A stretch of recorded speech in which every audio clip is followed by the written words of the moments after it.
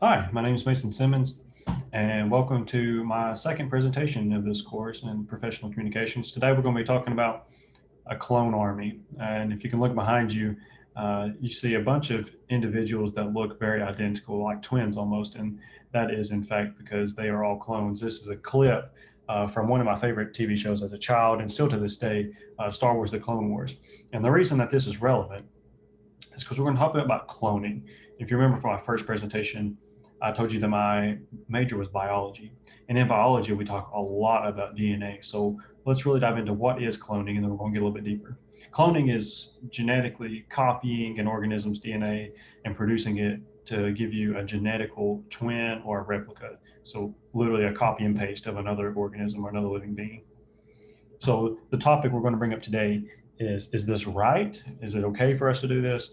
Or is it wrong? And should we try to stay away from it? Well, let's take a closer look at this.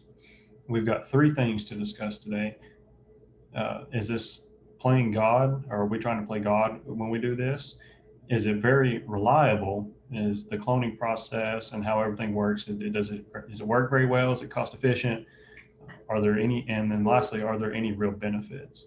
So let's dive right into our first point: playing God. Playing God is basically trying to create your own universe. And when we try to create our own universe, bad things happen. When humans try to interfere in many things like manipulating, forest habitats or anything like that, things tend to get very hairy. And so when we're trying to deal with copying an organism's DNA, and if you didn't already know, there has been, there's been many trials and some successes for copying mammals. If you can remember back, and if you didn't know this, the first successful replication of a copy of a clone was back, I believe, in 2001 of a sheep that they named Dolly after Dolly Parton. And it came out very successful, and I think it lived for about 4 years, 3 or 4 years, which is a pretty long lifespan for a clone. And we'll get to see that here in our second point. Is it very reliable? Overall, 90% of your clone procedures come out as failures. And that means that only 10% usually come out alive when trying to give birth to a living organism as a clone. Um, so it's not very effective. And out of the 10% that do survive, most all of them are going to have some sort of defect and thing that's going to cause them to, most of the time, 99% of the time, have a shorter lifespan than the host of the DNA would have. So it's not looking very reliable either. So are there any real benefits? Well, if you look back at our title slide, you can have an army of clones. That'd be pretty cool. Uh, but other than that, I mean, only other thing that you could think of that would be beneficial is, I mean, you could try to clone yourself, but then, okay, you get a younger version of you, but you don't just get an 18, 16, 10-year-old you. You get a newborn that you have to raise yourself all over again.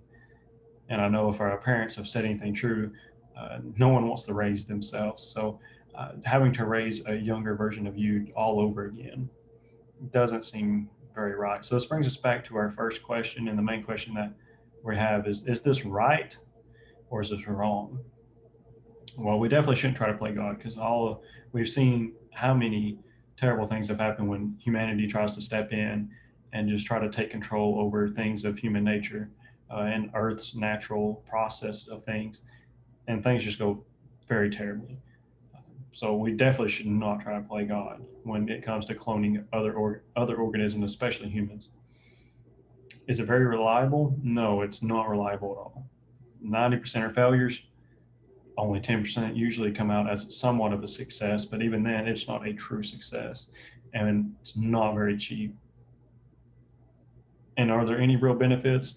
No, unless you're wanting to clone yourself all over again and then raise yourself up from a newborn. There's no real benefit. So that's going to be it for this presentation about cloning and clones. I hope you were able to learn something. Here's a works cited page for a couple references that I used, gathering a little bit of knowledge. But I hope you all enjoyed it, and we'll see you all in presentation 3. Appreciate it.